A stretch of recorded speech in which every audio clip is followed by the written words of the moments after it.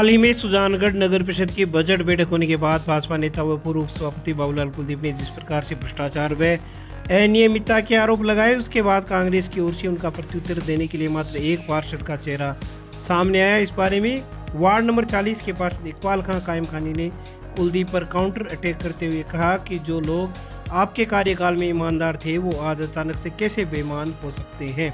इकबाल खान ने बताया कि जिस प्रकार से कुलदीप ने सभापति पर विकास कार्यों को लेकर आरोप लगाए हैं उससे उनकी खुद की गरिमा कम होती है।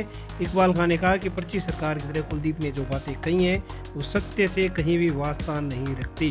सोचने वाली बात यह है कि जो दो नेता कल तक केवल कांग्रेस में रहते हुए भाजपा पर हावी होते थे, आज वो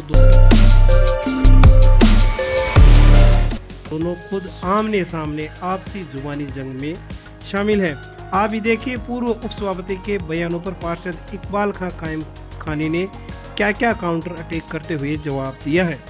एक्साइटेडमेंट में हो जाते हैं ना कि कुछ सोचे समझे कुछ बोल जाते हैं, उस तरह का उनका स्टेटमेंट देखा। मेरे परम मित्र बाबूलाल जी कुलदीप वो आज भाजपा में है, उनकी विचारधारा भाजपा से है।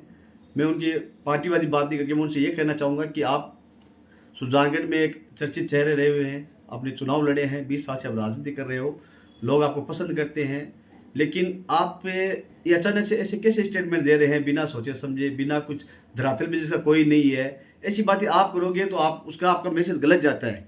आप बात करूं मैं आपकी बजट की, तो बजट तो आप आज तो मैं तो आपसे नया हूं, आप तो बहुत पुराने हो। एक भी बजट ऐसा बता दीजिए सुजानगढ़ नगर परिषद में जो सर्वसम्मति से पारित हो। बजट हमेशा बहुमत से पारित होता है, अभी भी वही हुआ था और आपके कार्यकाल में भी वही हुआ था। आप जो सभापति उपसभापति तब भी ऐसा ही हुआ था। दूसरी बात, बजट की मीटिंग आप बजट कह रहे हो या हुंगरबाजी करने का एक वो ग्राउंड बना के कहते हो। आपकी बीजेपी पार्षदों में आप पूरी सुजानगढ़ आपको मीडिया के माध्यम से देखती है कि आप लोग वहाँ पे हुंगरबाजी कर रहे हैं, जैसे कोई खेल का मैदान है, उस तरह उसको सदन को बना दिया आपने। सदन पे ताले लगा देते हो, वहाँ पर्चियाँ फेंक देते हो, माइक छीन लेते हो। आप बजट को आप ये बताइए, बजट का एक पॉइंट भी आपने सुना या किसी को सुनने दिया क्या?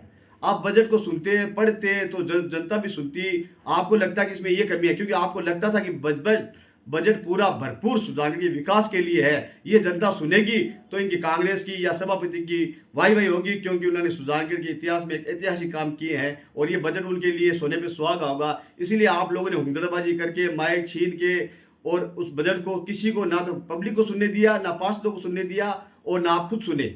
और आप बिना सुने ही ये कह रहे हो कि बजट ऐसा था, बजट ऐसा था, यह था वो था। आप एक पॉइंट तो बता दीजिए जो आपने सुना हो, वो सुना भी नहीं है आपने।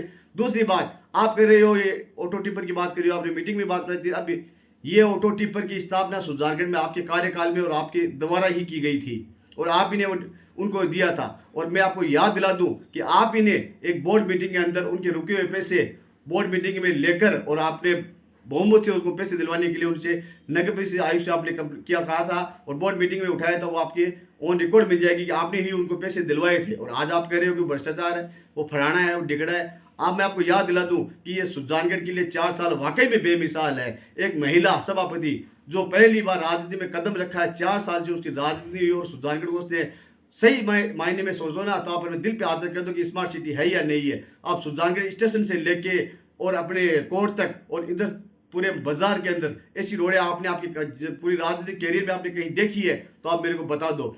और वार्डों की बात करते हो, भेदभाव की बात करते हो, तो सुजानगढ़ में मैं आज लिख के दे सकता हूँ, ऑन रिकॉर्ड चेक कर लेना, कांग्रेस वार्डों से ज्यादा बीजेपी वार्डों में काम हुआ है। क्योंकि सभापति की कभी सोच ही नहीं रही हुई कि थी कि ये बीजेपी का वार्ड है, कांग्रेस का वार्ड है। नया बास है वहां पे। मैं ये नहीं कहूंगा कि लोग दूसरे, मैं ना किसी एलिगेशन से लगाना चाहता हूँ। मैं ये कहना चाहता हूँ कि लाल आप नयाबाज का एरिया उठा के देख लीजिए, वहाँ कांग्रेस के वोटर कम है, कांग्रेस के नेता कम है, कांग्रेस के पार्षद कम है, फिर भी नयाबाज में कम से कम 5-6 करोड़ की रोडें बनी है। आप उठा लोहार गाडा में देख लीजिए, आप रेलवे फाटकों भी चारों तरफ से पूरे सुजानगढ़ का आवागमन है उसको देख लीजिए, आप अपने वार्ड में देख लीजिए। आपके वार्ड में सबसे ज्यादा काम हुए हैं। आपके वार्ड में रोड के ऊपर रोड बनी है, अभी ताजा रोड बनी है, 2 करोड़ रुपए जो अभी एक्सटेंशन हुए हैं उसमें एक भी पार्षद काम नहीं है कांग्रेस का, सारे पार्षद बीजेपी वार्डों में काम हुए। यह ऑन रिकॉर्ड है।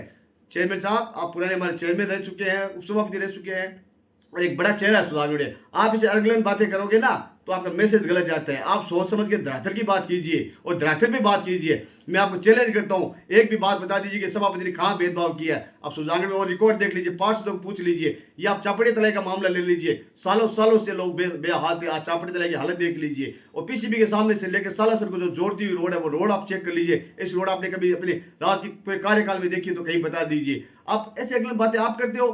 आप अभी भी ताजा भर्ती हुई हो 25 सरकार में, ये भाजपा सरकार में, और ये 25 सरकार आपको कहीं पर्ची भेज दी है कि आपको ये बोलना है। लेकिन आप तो एक पुराने लीडर हो, आपको तो सोच समझ के बात रखनी चाहिए कि मैं आपको बोलूं तो सुजानगढ़ वाले मेरे को सुनेंगे। मैं आपके माध्यम से बताना चाहूंगा उपसभापति जी कि आप हमारे सम्मानीय है और पुराने लीडर हैं। अगर आप इस तरह की बातें करोगे तो आपका गलत मैसेज जाएगा। आप रिकॉर्डेड और आप धरातल की बात कीजिए जो आप हमेशा करते आए हैं। अब आप 25 सरकार में चले गए, आपके ऊपर से कहीं पर्ची आ गई और आपने बोल दिया, ये सब गलत आरोप है और इस पे धरातल में कोई लेना देना नहीं है। और सुजानगढ़ के लिए, ये सुजानगढ़ के लिए सभापति का नीलोफर गोयली का ये कार्यकाल बेमिसाल है और इनका इतिहास में ऐतिहासिक काम है जो सुजानगढ़ में आज तक ना हुए हैं। और आगे अगर ऐसे सभापति रहेंगे तो जरूर होंगे, अन्यथा ऐसे काम होने नहीं है। और आरोप लगाने से कुछ नहीं होता है, आदमी को काम धरातल में करके दिखाना पड़ता है, जो सभापति और इस बोर्ड ने करके दिखाया है और ऐसे काम किए हैं तो सुजानगढ़ में इतिहास में ऐतिहासिक काम के नाम से जाने जाएंगे।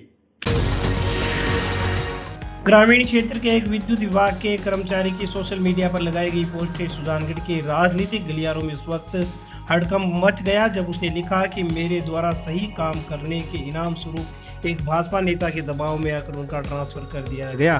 कर्मचारी ने पोस्ट में कहा कि अगर मुझे कुछ होता है या जीवन को खत्म करने संबंधी मैं कोई कदम उठाता हूं तो उसका जिम्मेदार एक ग्रामीण उपभोक्ता विद्युत का होगा और साथ ही सुजानगढ़ से चुनाव लड़ चुकी विधायक प्रत्याशी संतोष मेघवाल होंगी। एक दिन पहले सोशल मीडिया पर जब ये पोस्ट सामने आई तो राजनीतिक गलियारों में सनसनी फैल गई। लोग एक दूसरे को स्क्रीनशॉट लेकर इस पोस्ट के भेजने लगे। रायता फैला तो विभाग के अधिकारियों ने पीड़ित कर्मचारी की सुनवाई की और मामले को यहीं पर खत्म करने के लिए राजी किया गया। उसके बाद पीड़ित कर्मचारी ने सोशल मीडिया पर अपनी पोस्ट को हाइड कर लिया। इस दौरान जिन पत्रकारों ने विद्युत निगम के कार्यालय में जाकर पीड़ित कर्मचारी के वीडियो बाइट लिए उन पर भी कर्मचारी द्वारा दबाव बनाने का प्रयास किया गया कि आपको न्यूज़ किसी भी हालत में नहीं लगानी है। बाद में कर्मचारी ने फोन करके बताया कि मेरा संतोष मेघवाल से राजीनामा हो चुका है और मेरा ट्रांसफर ऑर्डर भी कैंसिल हो जाएगा, इसलिए न्यूज़ आपको नहीं लगानी है।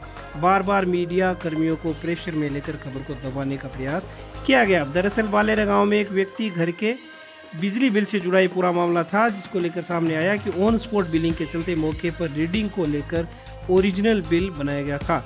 एक व्यक्ति का बिजली बिल ज़्यादा आने पर उसने कथित रूप से भाजपा नेता से शिकायत की और उनकी शिकायत पर कर्मचारी को डूंगर बालाजी लगाया गया, जिससे कर्मचारी परेशान हुआ। हालांकि बीजेपी नेता ने फोन किया या नहीं किया यह जांच का विषय है। वहीं कर्मचारी ने परेशान होते हुए आरोप लगाए कि उसने सच्चाई के साथ काम किया तो उसे ये सजा मिल रही है। आनंद फानन में पीड़ित कर्मचारी ने सोशल मीडिया पर पोस्ट डाल दी और बाद में हटा भी दी और दूसरे दिन सार्वजनिक रूप से सोशल मीडिया पर माफी भी मांग ली। पूरे प्रकरण से राजनीतिक गलियारों में तरह तरह की चर्चाएं होने लगी। वहीं इस बारे में विधायक का चुनाव लड़ चुकी विधानसभा प्रधान संतोष मेघवाल ने बताया कि पोस्ट का जिक्र मेरे पास आया था।